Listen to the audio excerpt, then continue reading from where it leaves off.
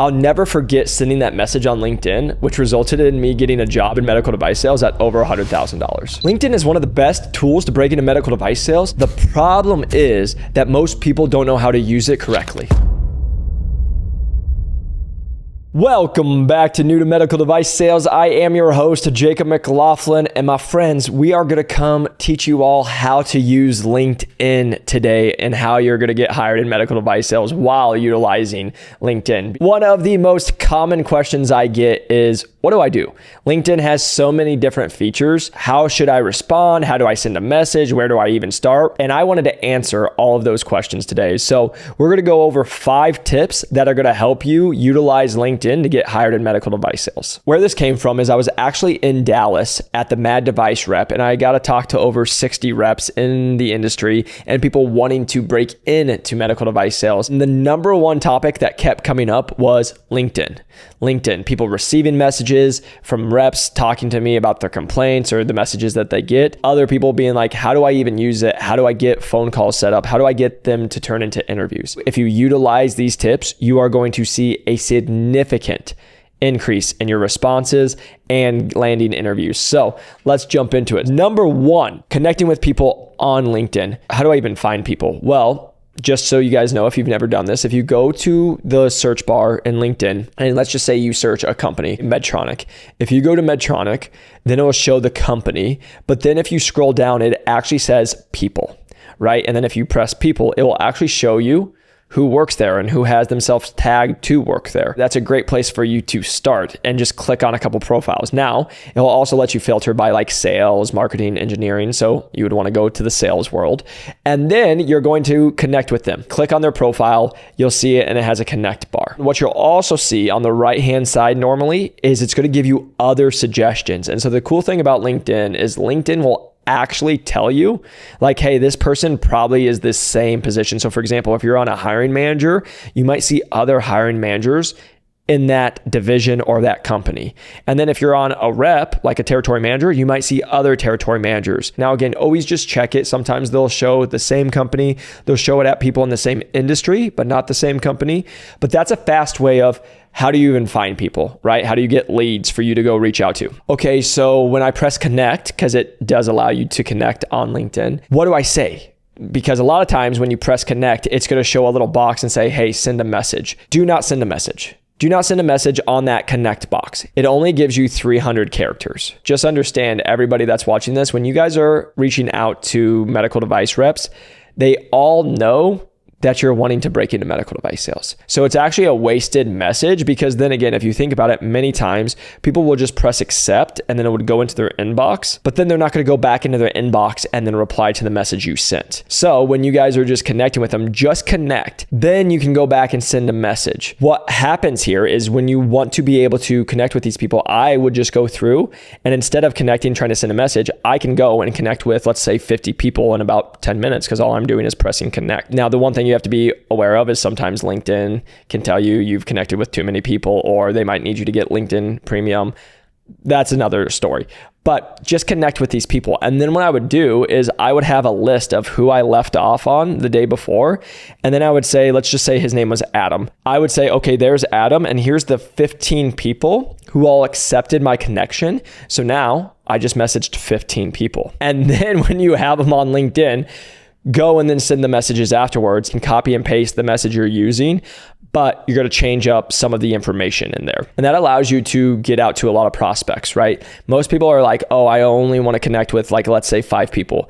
Well, who's more likely to get a response? A person who sent 5 messages or a person who sent 50 messages? And that's where it's just like you're playing at first, just the numbers game to be able to have conversations. Tip number 2, you've now connected with them, but now you're going to send the message. The next mistake I always see people make is they write their whole life. You have to understand you are talking to salespeople. Not usually attention to detail people. They're also not people who want to see 3 paragraphs come on. They're not going to read it. You want to keep it as short and concise as possible. What happens when you share your whole life, you get on a call with them, Guess what you usually do the first couple of minutes? Share everything you just typed out. I remember being on calls with people and I'd be like, yeah, I already know that because you sent that and I read your message. When you're sending messages, if someone like looked at their phone, they should be able to look at their phone and majority of that message should already pop up on there from the notification, because all they really need to know is pretty much who you are, why you're reaching out, and see if you can connect with them. And if you do a really good job on that, you'll get a lot of phone calls. Most people spend too much time on formulating a message. They write their whole life just to then go share it all on the call once they get on the call again with them. Don't be sad when you reach out to 50 people and only 10 people get back to you, because most people will be like, oh my gosh, I'm horrible. I only got 10 people to reach out back to me. But what you have to understand in sales, if you cold DM or cold message somebody and you got 10 people out of 50, that means you got a 20% response rate. That's actually not that bad, right? Especially like cold email, I think is like under 3%. It's just a game. Like you will almost never see these people. Just look at them as they're robots. I'm just going to send messages. If they respond back, great. So once you've done the short message, the number one thing you all have to do is add your phone number. I say this all the time, but our members do it and then it works every single time, because again, as someone who's lived it, when I get out of a case or I'm like about to drive, again, many reps have a lot of windshield time is what they call it, right? And so they're driving all the time. They're going to be driving 20 minutes here, 50 minutes here, 25, 30 minutes here. Some will go for 4 hours, right? And so what you have to understand is it's no different than medical device sales. Your whole job is to make their life as easy as possible. If you send a message without your number, then they have to message you and say, well, send me your number. Now you just made them do work. And now they are also waiting on you to get back to them with the number. And then once it comes, then it would be like, okay, I'll get back to you now when I have time. Compared to if you just send that message and you put that number, what will happen is these people will be like, oh, I'm about to go for a 30-minute drive. I'll just call this person. They'll press it. You won't know it's coming, which we'll go over how to handle that. But then it will come and now you just got a phone call. Compared to if you don't put it, now you make them ask. And I will tell you, that was one of the biggest complaints I talked to all these reps about. They're like, they're making us do work. They're making us reach out to them and they're not even being proactive. You send a message, but it's like, okay, even if I wanted to call you, I can't because I don't have the information to call you. So just make sure you guys do a short message and then add your number. After helping thousands of people break into medical device sales, we've received a lot of messages of asking for more personalized coaching and mentorship. Our average member breaks in 8.5 weeks at over $105,000. And if you're really interested and really motivated to break into medical device sales, you can click the link below or check out our website at newtomedicaldevicesales.com. See all the testimonial videos of people breaking in with Medtronic at over $170,000, at Abbott, $175,000 as a full-line rep. So if you're really excited and also motivated and wanting personalized coaching and mentorship, then go and click the link below, schedule a call, and we'll get you where you want to go. Enjoy the rest of the episode. Number 3, going back to what I already said a little bit, is do not overshare. People are always trying to make themselves seem very impressive, and they try to overshare and show why they're so great. Don't do that. Just remember, when you're getting on these messages and the calls and everything, you're wanting to learn about them, not talk about yourself, especially in the messages, is because you're going to be talking to them on the phone. After you've put your number and now they've called you, most people will spend 10, 15 minutes talking about themselves. But what we teach is talk as little as possible, have that person talk about themselves, because if they do that, oh my gosh, they like you because they just got to talk about themselves and brag for how many ever minutes. And now you're going to be their favorite person to ever talk to. Don't overshare about yourself. Focus about the person you're reaching out to. Now, number 4, how to follow up. You've reached out to somebody and they haven't responded. We always tell people, give people time, right? You don't want to make sure that you're doing it after 2 or 3 days. I've had people do that. And it's like, well, these human beings have lives, right? And I've said this before on other podcasts, but this is just a reminder to everybody.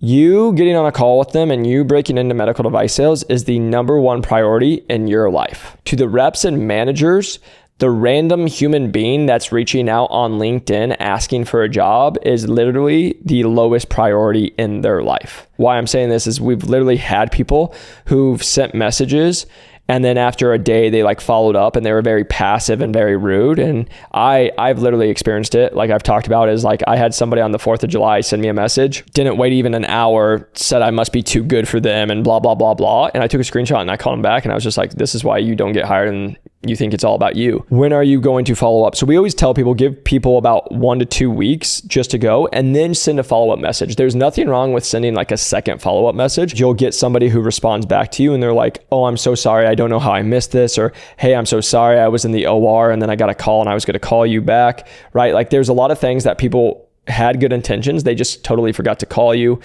Even a lot of times we'll have people schedule calls at 3 p.m. 3 p.m. comes, they called, the person didn't pick up. And the mistake that we see people do is they get passive, they get all offended is what it is they're like, well, we had a time and they didn't hold the time. And it's like, well, that person probably had a case that got delayed. And if you put yourself in their shoes. And so we just tell people to not take it personal, right? And then you just always send a message of saying, hey, hope you're doing great. I know you're extremely busy. And then you ask for the next time, right? If you have a scheduled time. But going back to usually 1 to 2 weeks, you just send a follow-up message. Again, don't do it passive. This is one of the things I see people do all the time that are offended.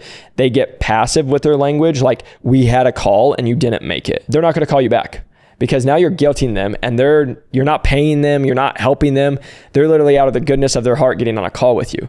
So how you do it is you just give them the out and just say, hey, I know you have extremely busy schedules, or hey, I know a lot of stuff's on your plate. Or you can even just say, hey, I know that you have a lot going on. I want you to know I'm really looking forward to speaking with you. Just wanted to see when you might be available in the upcoming week. I always tell people you should follow up with like a territory manager or associate rep. You could do it twice, but if they haven't responded to you after 2 times, there's not going to be much that's going to come after a 3rd or 4th message. I learned this the hard way. I used to follow up with a lot of different people, especially reps and associate reps. They're not the decision maker, so you don't need to continuously follow up because they'll probably just get annoyed and it won't be a good thing for you. It's different when it comes to the hiring manager, which is the regional sales manager, or it could be the district sales manager. They all have different titles, but the hiring manager, they are the person who's the decision maker, and they're probably not going to respond first time. That's just normally how they're going to test you and see if you follow up. My hiring manager, when I got hired at Medtronic, I had messaged her 4 times and never got a response.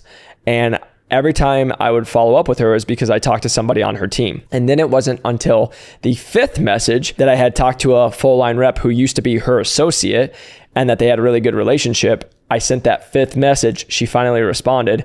And then that led me to get into the interview process, which led to me breaking into medical device sales as a full line sales rep at over 6 figures right away. And it's all because I was being consistent, but I was sending the messages to the right people. Because again, if I would have just sent 5 messages to a rep, they would have just been telling everybody on their team, like, don't message or don't talk to this person because they're annoying. A hiring manager, it's different. And then if you always have a reason, that will help you. We tell people to follow up about every week, if not about 2 weeks, just depending on the scenario, time of season, when quota is, all the above. And then it also just depends on the position. Number 5, the big one for you all is how to prepare questions. So we talked about you're going to be putting your number on the messages with these human beings. And then let's say you follow up and then they finally give you a call back.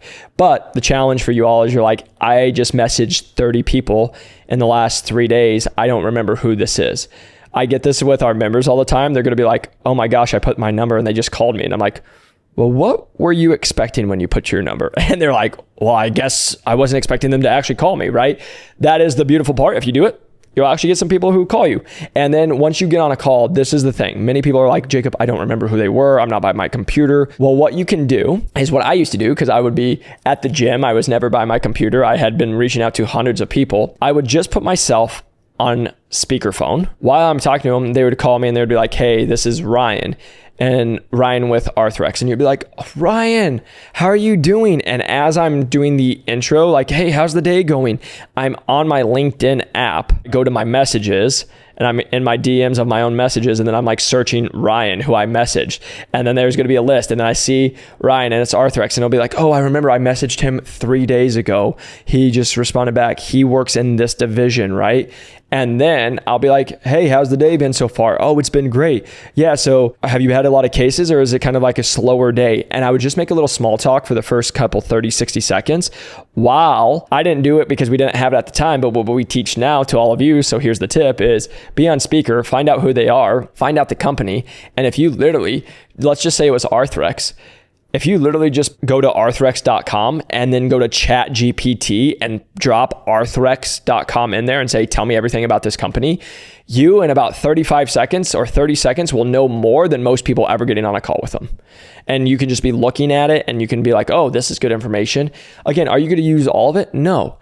But at least if you're not prepared, it will at least have you be prepared enough to make it look like you didn't just call a random person and just say, so do you like your job? Because that happens all the time. And then the reps get really annoyed and they're like, they didn't even have questions prepared. Even if you don't go to their website, literally I can just open up ChatGPT and say, tell me everything you know about Medtronic GYN. That's where the division I was part of. So like Medtronic GYN, bam. And then it's going to just give you enough. Is all of the information going to be correct? 100% no. But you just have to see, okay, this gives me good enough information. And then one of the things I always tell people is you should always have like 2 to 3 questions that no matter who you're on a call with, you can always ask so it can go. So like number 1 is an easy question is like, hey, so I just wanted to learn more about your story and your journey. How'd you break into medical device sales, right? They're going to talk about themselves while you're coming up with other questions. They can share about themselves. You get to learn about it. And you might even get some connections of their story to your story. And now you can be like, oh, no way. You're from the Midwest. I'm from the Midwest too. And small things like that. You just want to make sure that you guys have multiple questions prepared. No matter who calls you, it will at least get the conversation going and you can learn about their division, right? And learn about their company. I wanted to make this because I want you all to have success because LinkedIn is literally one of the best tools, especially for networking. It is your online resume and one of the best platforms that you can use to break into medical device sales. Every single day I watch people utilize it wrong. I see people put open to work, which I've already made podcasts about that. Utilize LinkedIn in the correct manner. And then if you do that, you will actually be getting calls, setting up interviews, and it will all start because you just utilized it the right way. And so just so you guys know, that's why I have a LinkedIn checklist that we share with our team. And I want to give it to you guys because I want it to be as helpful as possible. So I'm going to drop it down right below and you can just grab it for free. And if you guys are serious about breaking into medical device sales and you have questions, feel free to click the link down below as well. You can always schedule a call with our team or always just message me. I'm always happy to get on calls with you guys. I always am happy to see how we can help because again, just understand, I always say this, you winning doesn't make us lose. And that's why we make these things is we want you all to win. After being in Dallas, I got to meet people who were Postmate drivers. They were literally nurses, teachers, like backgrounds that everyone says it's impossible. I just keep meeting more people who have that background, no sales experience, and yet they're all breaking into medical device sales. Again, most people just don't know how. And if you're serious about breaking into medical device sales, but also want to break in at over 6 figures, feel free to reach out because we did just get a 23-year-old hired at over $170,000 as a full-line sales rep. But until next time, absolutely go crush it and go utilize LinkedIn the right way.